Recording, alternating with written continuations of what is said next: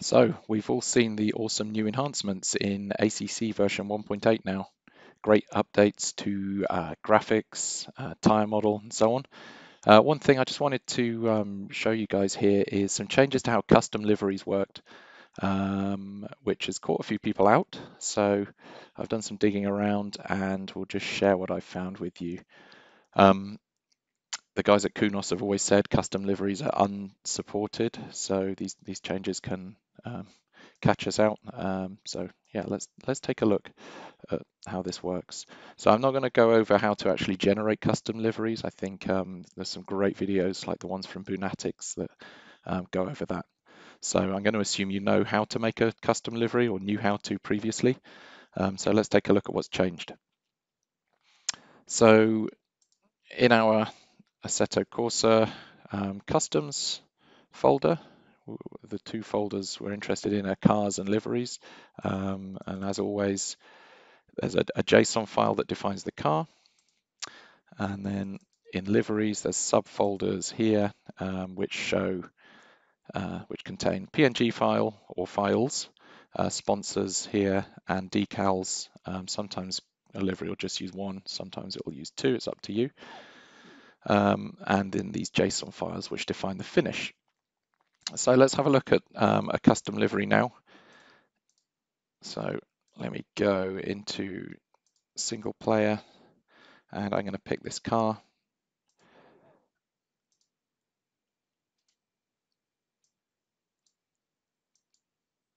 And here we go. This is a livery I created for a team in our recent charity endurance race. So actually the first thing to note is these colors are all way out of whack. They shouldn't look quite like this. They're all washed out. And the reason behind this, the first thing to share, is that often when we're creating custom liveries, we'll run the PNG files through an image compression tool like Tiny PNG to shrink the size down. So like this PNG file is 776K, and before I shrank it, it was like 2 meg or something. So unfortunately, that Tiny PNG software is doing something to these files which is no longer compatible with ACC. As far as I can understand, TinyPNG drops them to 8-bit indexed color, and that means we're not seeing these colors represented correctly in game. So first up, let's go back out of here, and I'm just going to delete my PNG from there. And I've got another uncompressed copy that I'm going to drop into that folder now. So if we go and see that car again now, I'm hoping we will see better results.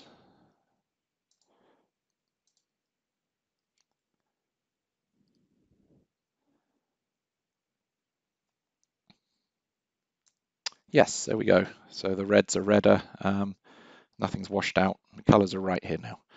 So that's the first thing to be aware of, is some of your old images or old liveries might look wrong now, especially if you've used compression on the PNG. So do check that out. You might need to go back to your source image and get an uncompressed PNG file. So what's different? So you can see here, we've got a new file here. It's created automatically. That wasn't there when I clicked on the car. In fact, let's go out and see that get generated in real time. Just scoot that over there.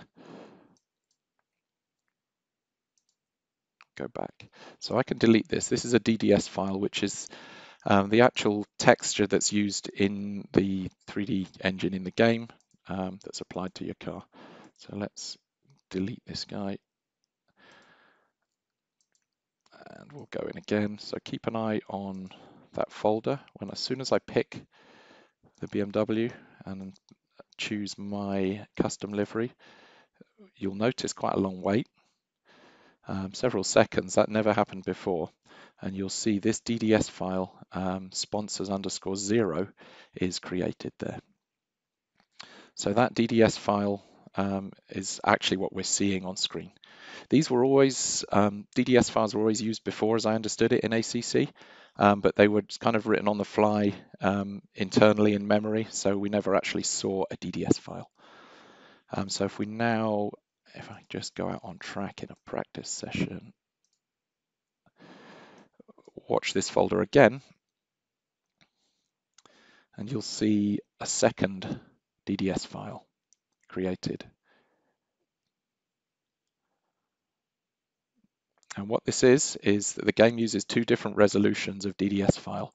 The full 4096 square resolution is used in the showroom, but then a cut down version, 2048 by 2048, is used out on track. So you can see this here now. Our two DDSs, this one's much smaller. So this is the one that is used out on track. This is the one that's used in the showroom.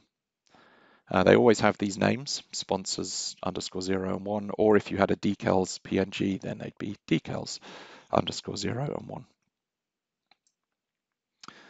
So if you're working on editing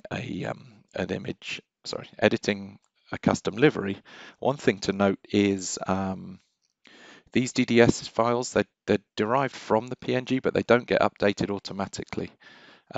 So every time you make a change to your PNG, you can control select these and delete them, and then the game will make new ones from your PNG again. So why have Kunos done this? My guess is it's to eliminate the lag spikes that we used to get in multiplayer when team or drivers were using custom liveries.